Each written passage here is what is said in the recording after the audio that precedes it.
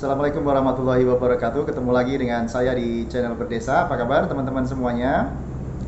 Eh, Beberapa hari yang lalu, kalau nggak salah hari Minggu, ada berita menarik lagi. Nanti saya akan tautkan di linknya di deskripsi. Atau teman-teman juga bisa searching di beberapa media online, di YouTube juga banyak, mengenai penangkapan Bupati Probolinggo oleh KPK, ya, dalam hal ini operasi tangkap tangan. Nah ini menariknya itu karena lagi-lagi ini berkaitan dengan desa. Ini banyak sekali ya, kalau beberapa waktu yang lalu ada kepala daerah yang ditangkap atau OTT oleh KPK juga berkaitan dengan pengisian perangkat desa, jabatan perangkat desa. Nah kali ini juga masih berhubungan dengan desa tapi sedikit berbeda. Jadi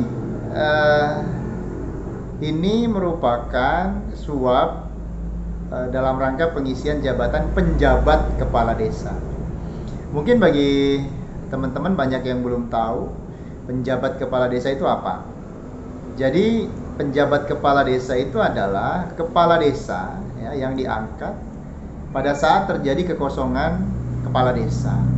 Itu penjabat kepala desa. Biasanya penjabat kepala desa ini adalah seorang ASN atau PNS ya, yang diangkat oleh bupati, dilantik menjadi penjabat kepala desa. Kapan itu bisa terjadi? Biasanya ya saat terjadi kekosongan. Bisa jadi saat kepala desanya berhenti ya, diberhentikan karena mengundurkan diri atau berhalangan tetap. Nah, ini teman-teman bisa baca ya, peraturan Menteri Dalam Negeri yang mengatur tentang pengangkatan dan pemberhentian perangkat desa. Di sana diatur secara jelas kenapa kepala desa itu bisa berhenti. Nah, pada saat terjadi kekosongan tadi, maka bupati mengangkat penjabat kepala desa. Nah, disinilah ya, kemarin di beberapa berita yang saya ikuti, disinilah permainan itu yang menyebabkan Bupati Probolinggo itu ditangkap oleh KPK. Jadi di sana ada 252 desa yang seharusnya dalam waktu dekat ini akan melakukan pemilihan kepala desa serentak. Tapi saya nggak tahu kenapa prosesnya itu katanya berdasarkan berita yang saya baca itu ditunda atau diundur pelaksanaannya, sehingga kepala desa yang sudah habis masa jabatannya ini pada desa-desa itu terjadi kekosongan, maka diangkatlah penjabat dari seorang ASN. Nah disinilah transaksi itu terjadi ya. Jadi setiap ASN yang akan didudukkan menjadi penjabat kepala desa tadi, ya ini berdasarkan keterangan dari KPK yang saya lihat, itu dimintai uang yang kalau nggak salah sekitar 20 juta, dikumpulkan oleh camat dan akan disetorkan kepada bupati. Nah, sama sebenarnya dengan pada saat kita membahas tentang suap pengisian jabatan perangkat desa. Satu kata sih ya dari saya itu miris, bahkan mungkin memalukan ya ini terjadi. Jadi bagaimana seseorang ini bisa mengemban amanah dengan baik dalam jabatannya kalau berangkatnya saja dari suap menyuap. Dan ini level desa loh ya, bukan jabatan yang tinggi, misalkan lah jabatan pimpinan tinggi Pratama atau apa. Ini hanya penjabat kepala desa. Dan teman-teman harus tahu, karena penjabat kepala desa ini hanya mengisi kekosongan, artinya kan tidak lama ya, saat nanti pilkada desa sudah berjalan, ini juga kepala desanya kan akan dilantik, kepala desa definitifnya akan dilantik. Nah ini sangat miris ya, memalukan bagi dunia birokrasi kita.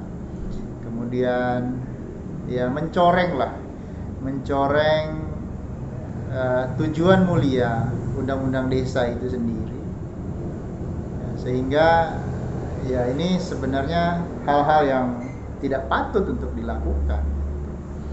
Nah memang saya sudah beberapa kali sampaikan di beberapa video, memang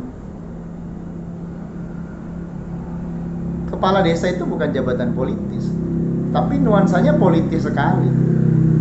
Nah ini saja.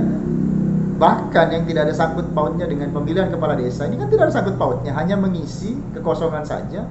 Ya nuansanya politis sekali kan akhirnya. Kepala daerah ikut-ikut campur tangan sampai sejauh itu. Nah ini yang memang sangat miris dan patut mendapatkan perhatian kita semua, dan KPK dalam hal ini dalam posisi yang patut kita apresiasi. Karena biar bagaimanapun hal-hal seperti ini tidak boleh terjadi lah ya, tidak boleh terjadi. Mungkin itu teman-teman yang bisa saya sampaikan. Kalau teman-teman mungkin ada yang bertanya, penjabat kepala desa itu kewenangannya sejauh apa, mungkin nanti kita akan jelaskan di video-video yang lain.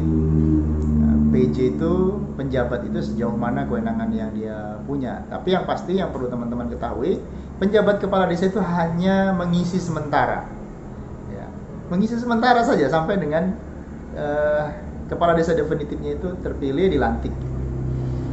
Jadi penjabat namanya, penjabat kepala desa. Baik teman-teman, mungkin itu yang bisa saya sampaikan. Mudah-mudahan informasi ini bisa bermanfaat, dan mohon maaf kalau apabila ada yang salah. Dadah.